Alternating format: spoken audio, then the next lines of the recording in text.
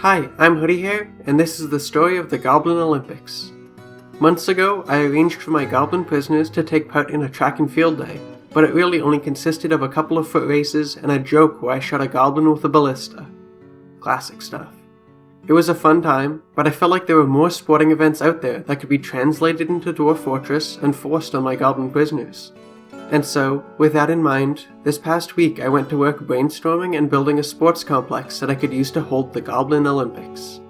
That meant digging out a racetrack, plumbing in a pool, building fortifications in an archery range, finding appropriate enemies for the fencing rooms, and stripping human warriors of all their belongings for the wrestling rooms. When it was all said and done, it looked like quite the facility, especially with the fancy bronze, silver, gold, and adamantine amulets out on display in the Hall of Champions in amongst all the competitors' cages. I decided not to do a parade for the opening ceremony because I was scared that the goblins would break loose. Instead, I just had the military come in and walk around to make it look like something important was happening. With that out of the way, it was time to begin, and the first event on the docket was the race. I figured that if any goblins were known for running, it would be the Goblin Child Snatchers, and so I picked 3 of them to be my runners. I didn't want to nauseate myself and everyone else by trying to keep up with them, and so I just selected Uzbu in the middle lane and followed him instead. Right off the bat, he took a commanding lead, as the goblins in the left and right lanes both doubled back to look at their cages. But before long, Uzbu also got turned around and started going the wrong way. By the time he was back on track, he was neck and neck with Mato in the right lane, racing for second place. But all the right turns on the final stretch up to the finish line left him in last, as Mato edged him out. As much as I would have liked to reward the goblins, each of them was technically disqualified for going backwards.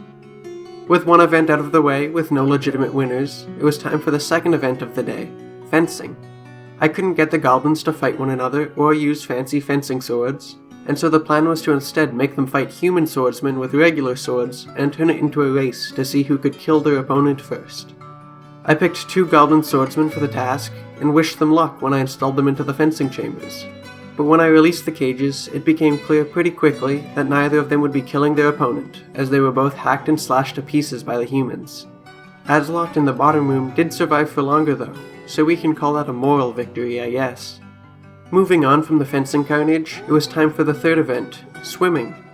The original idea for the swimming event was to put 3 goblins in the bottom of the pool, and the first one to swim up to the top level and jump out of the drain into the cavern would be the winner. But that was not meant to be.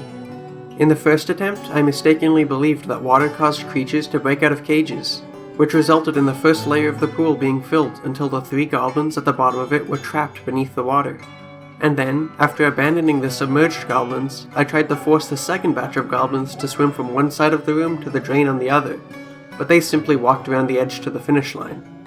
And only then did I get the worst news yet. Goblins are terrible at swimming.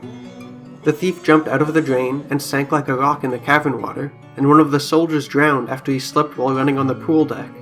Technically, the thief that jumped out of the drain was the winner, but really the one goblin that didn't drown itself was probably feeling like the real winner by the end.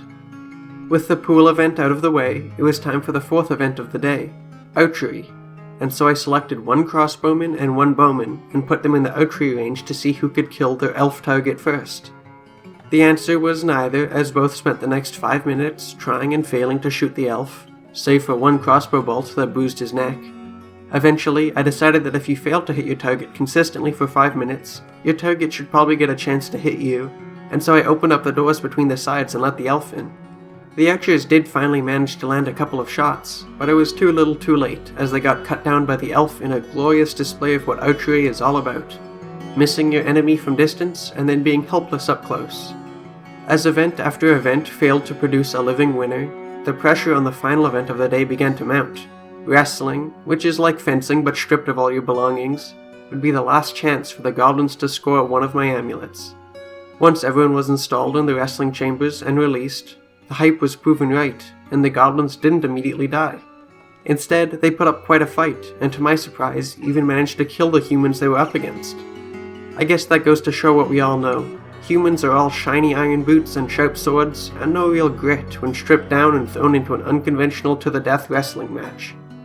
As impressed as I was with the win, I knew I had to disqualify the goblins from this event as well. You can't go around punching people in the head during a wrestling match. To To celebrate the end of the Goblin Olympics and all the very impressive performances we saw, I picked out 8 of the unused athletes and installed them in this room, so they could participate in the closing ceremony. When I opened up the cages, they all immediately began taking the stairs up and up, all the way until they eventually found themselves in the labyrinth. It was a truly beautiful closing ceremony moment, seeing all the goblins shuffle into the labyrinth that their former brethren had tried to break free of in the last video. In the end, 6 goblins lived and 6 goblins died while participating in their events, and nobody won one of my amulets, which is about what I expected. So I'm willing to consider the Goblin Olympics a massive success. Hopefully, for the next one, I can get my dwarven civilization to front me $1 billion dwarf bucks for stadium construction. Thanks for watching, and I'll see you next time.